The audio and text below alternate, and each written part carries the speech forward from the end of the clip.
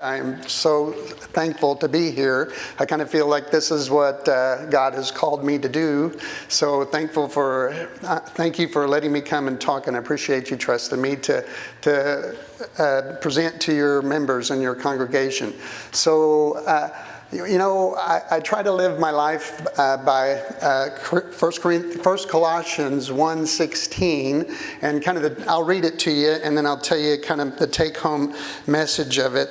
But for by him all things were created in heaven and on earth, things visible and invisible, whether thrones or dominions or rulers or authorities.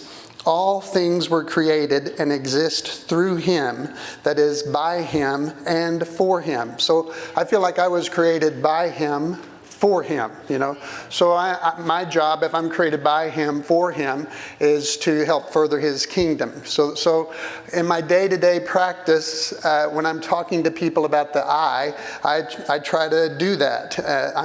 I'm created by him, for him, so I'm going to talk about him, And so over the years, when I would be talking to somebody about a condition in their eye, I usually get a picture out and I start showing them pictures, and then I'll say, now the way God made your eye, and then I go on to explain the condition, and the way God made your eye, and I probably say the way God made your eye 15, 20 times a day. Okay, I do that on a daily basis every day. I make it a point to try to show people, hey, if you just knew how the eye was made, you wouldn't believe in evolution.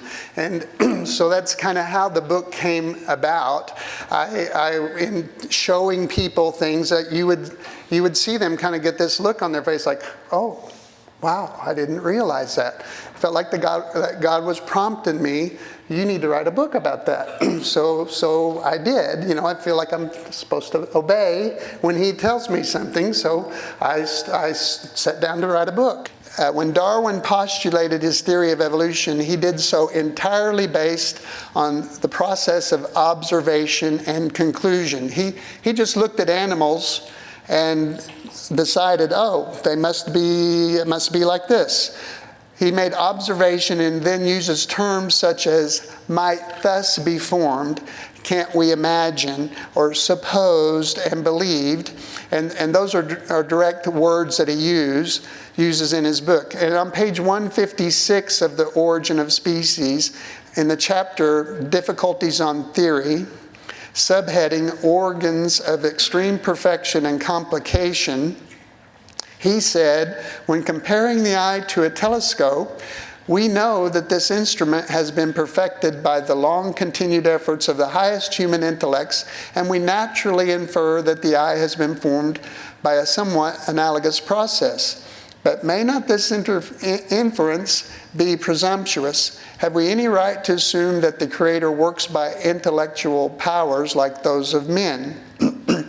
So he said, if we compare the eye to an optical instrument, we ought in imagination to take a thick layer of transparent tissue with a nerve sensitive to light beneath, and then suppose every part of this layer just because you can imagine it or suppose it doesn't mean that's the reality of it, placed at different distances from each other and with the surfaces of each layer slowly changing in form.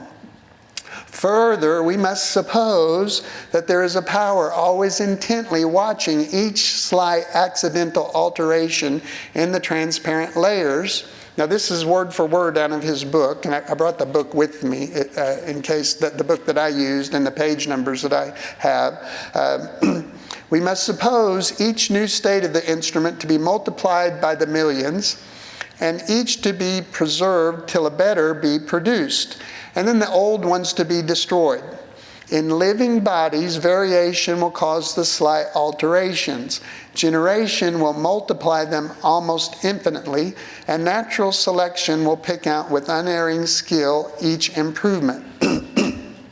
So the two main tenets of his teaching or his theory is struggle for existence and natural selection. So natural selection is survival of the fittest, okay? So there's a couple other terms that have come out from that. But he said, let this process go on for millions and millions of years, and during each year on millions of individuals of many kinds, and may we not believe that a living optical instrument might thus be formed as superior to one of glass. Then he says, so this is the sentence that got me writing the book, Darwin's Challenge Answered.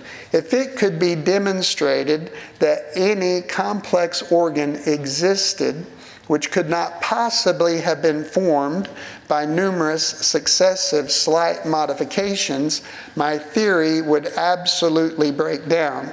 So that's word for word out of his book.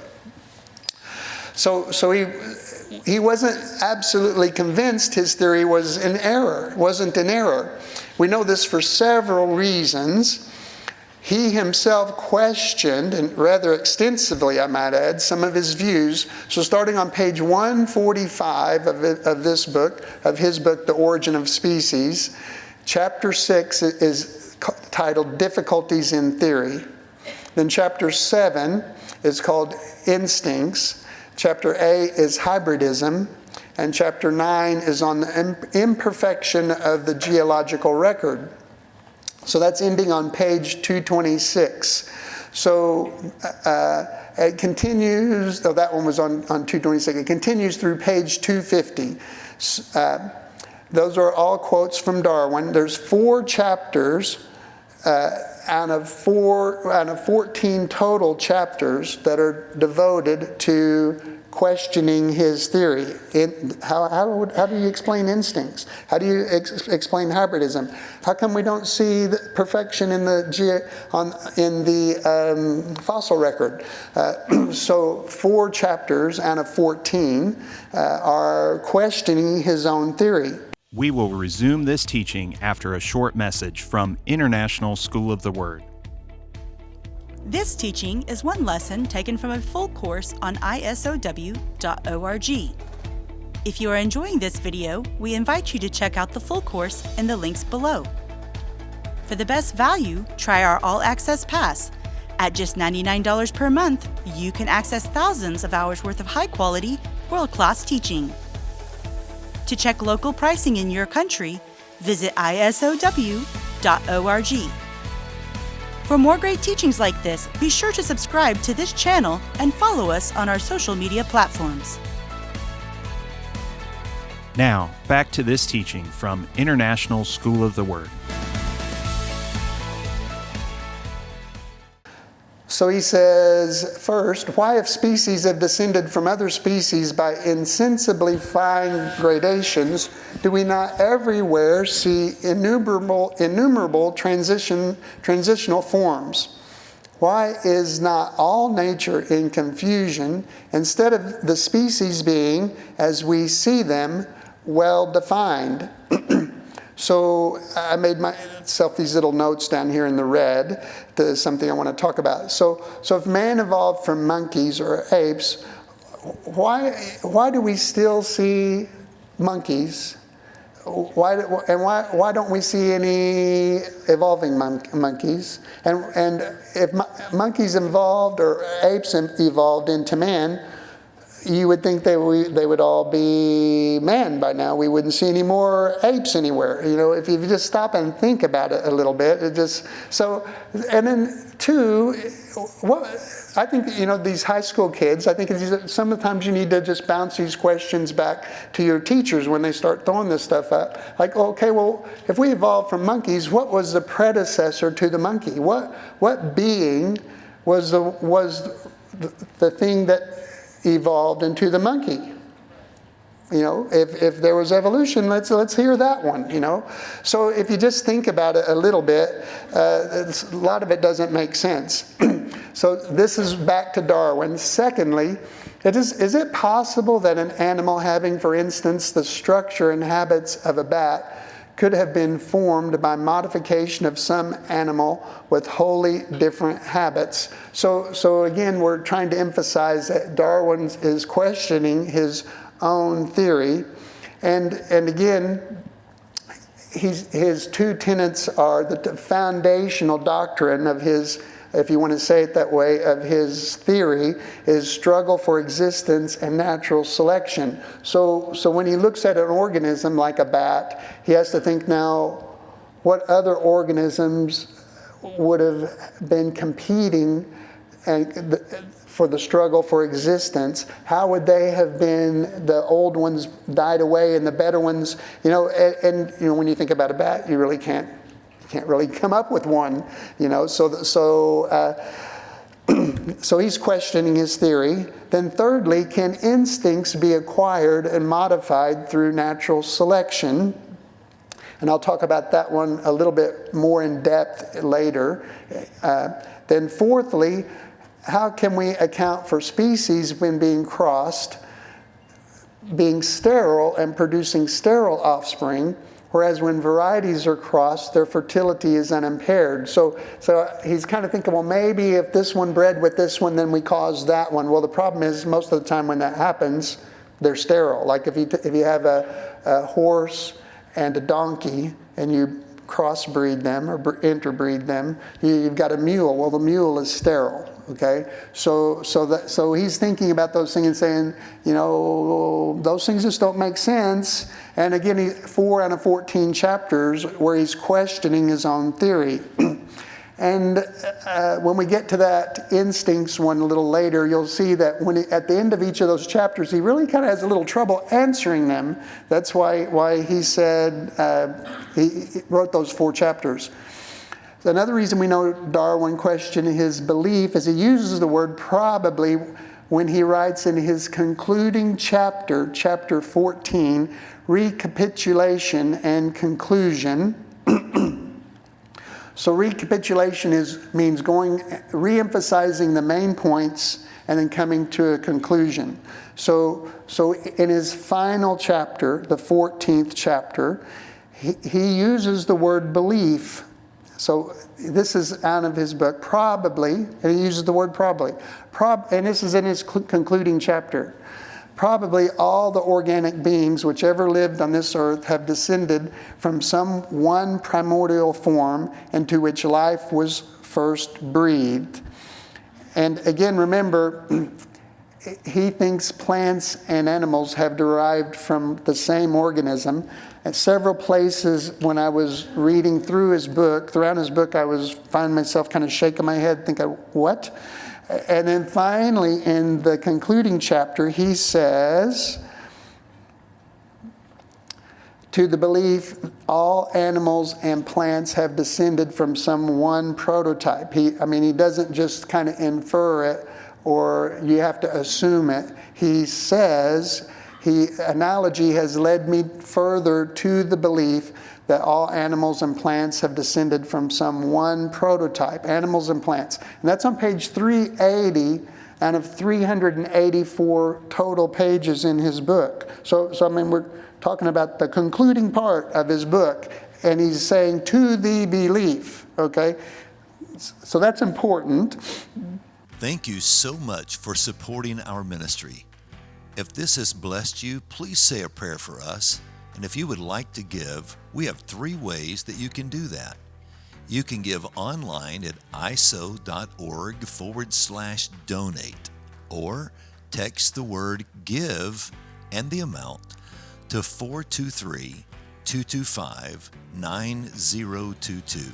That's 423-225-9022.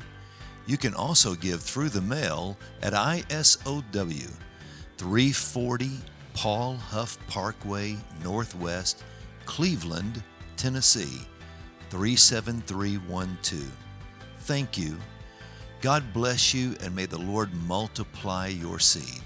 Now back to this teaching from the International School of the Word. All the organic beings which ever lived on this earth have descended from one primordial form.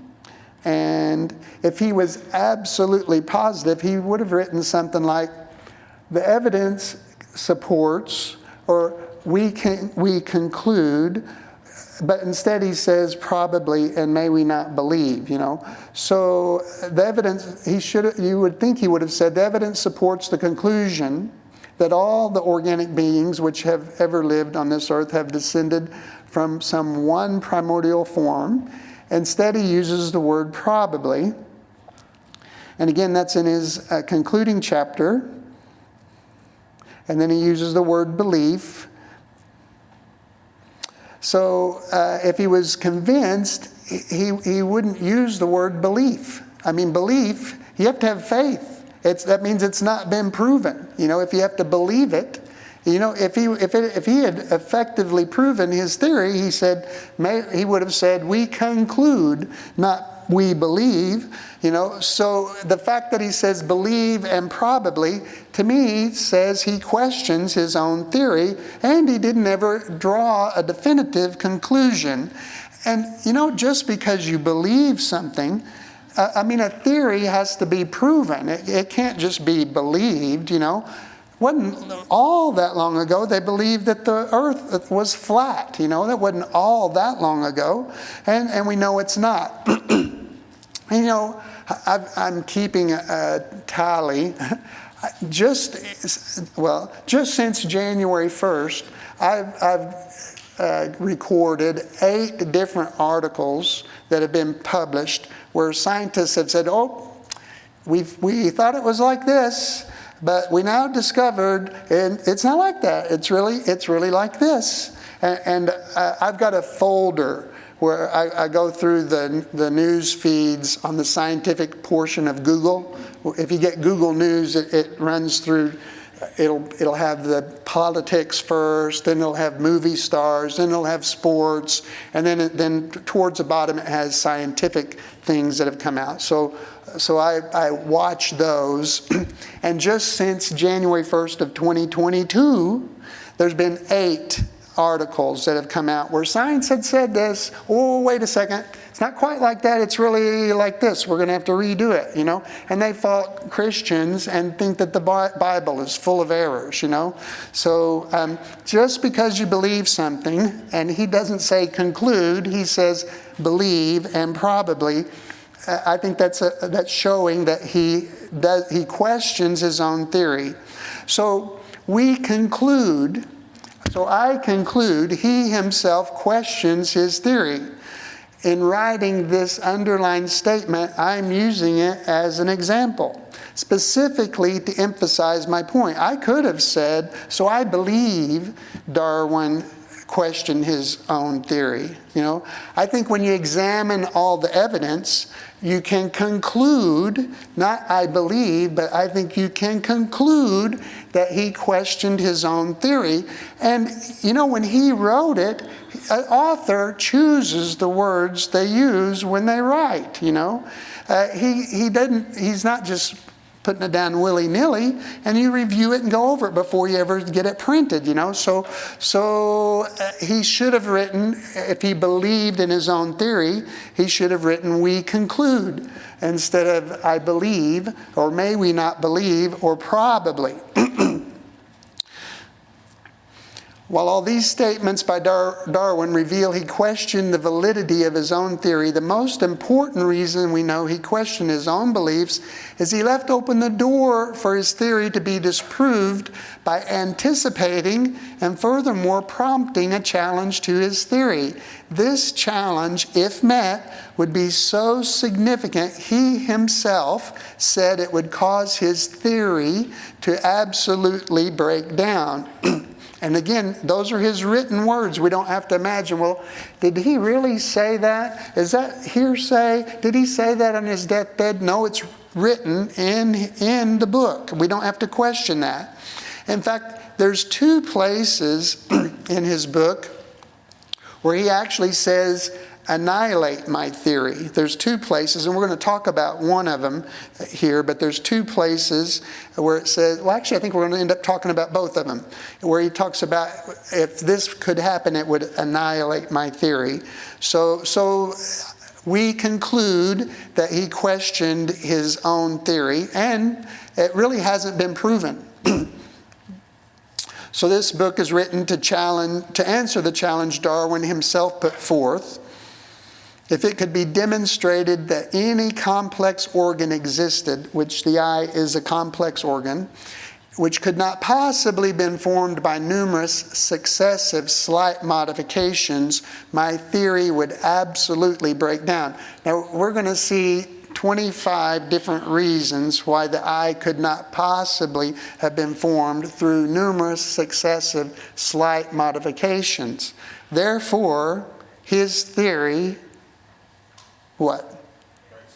Absolutely breaks down. And according to him, not according to me or anybody else. So, and he's the father of the theory. Knowing what he knows about it, he knows, well, if he can find this little glitch, that's going to then tear it apart, you know. And, well, there's a bunch of glitches. So when we're talking about this, can we know something was created? So we're going to try to set the stage for a new line of thinking, or not a new line of thinking, a line of thinking. So someone might say, well, you can't know that there is God. You have to have faith that there's God. You can't know it. You just have to have faith that he's there. So let this concept be in the front of your mind when we're thinking about that and we go through these things in the book. Can we know something was created? So can anybody tell me what that is? Anybody? What is it? It's my shoes, okay? So did anybody see my shoes be created? No. Now, is there any way that those shoes could have come into existence besides somebody creating them? Is there any way? Wind, rain, lightning, gamma radiation, the pieces have to be cut in a certain way. They have to be fitted together in a certain way. If we observe, all we have to do is observe. And we can conclude with 100% certainty. There's no question that those shoes could have just happened, or that by chance, or that nature or something other than somebody did that, okay? And no one saw them be made. I can tell you with 100% certainty, my shoes didn't just happen. I didn't see them be created. I didn't witness somebody creating them. But I know that somebody did. Well, how? We observe, and there's what I term interdependent evidence, okay? And we can conclude by examining the evidence. You look at the pieces, how they were cut, different pieces, fitted together. You look at the laces, the laces being interwoven. You look at the decorations on there. By observing the shoe, and only by observation, that's all Darwin did when he formulated his theory, you can know with 100% certainty that my shoes or anyone's shoes were created, even though we didn't witness them being created or the creator. So it's just like that with the eye. We're going to look at the eye, and the eye shows pieces that the evidence demonstrates that it could not have just happened, okay? And the eye is much more powerful in displaying creation than your shoe. And your shoe demonstrates creation, okay? So it's called interdependent evidence of creation. So if you're an atheist or an evolutionist, you probably are telling yourself at some point, even if you're a Christian, sometimes we question, is there really a God, you know? You can't see him, you can't know him. Well, God says he has shown himself so effectively through the things that have been made that we are without excuse. Now, would God say, I'm going to show you so good that you're going to be without excuse if he didn't show us so well? You know? He more than effectively has shown us, but he's going to hold us accountable to it, you know? So, what's that? Someone say it real loud. Mount Rushmore, okay? Now, did anybody see Mount Rushmore be created? I haven't seen, I don't know how old it was, but maybe someone here is old enough to have seen it be created. But anyone here see Mount Rushmore be created? Okay, so no one here, oh, you did. You good? Great, okay. So you're not included in this question then. So if you look at Mount Rushmore, you didn't witness it being created. So could that possibly have happened by any other method? Wind, rain, erosion, radiation. We can know with 100% certainty that didn't just happen. Again, we're using interdependent evidence of creation. Things we've learned, we observe the evidence, and the way things are cut, the way they're put, we can see the trailings underneath. The only conclusion that makes sense is that somebody did that, okay? So you don't have to see the Creator to know something was created. The creation itself can be proof of a Creator. Do you understand how I'm saying that? Does that make sense? Okay? So God has revealed Himself to everybody through His creation. The eye demonstrates more than 25 systems and subsystems that make it obvious, evidence that the eye had to be created. It could not have possibly evolved through numerous successive slight modifications. So remember, for that which is known about God is evident to them. In some translations it says evident within them, and made plain in their inner consciousness, because God Himself has shown it to them. For ever since the creation of this world, His invisible nature and attributes, that is, His eternal power and divinity, have been made intelligible and clearly discernible in and through the things that have been made, so men are without excuse.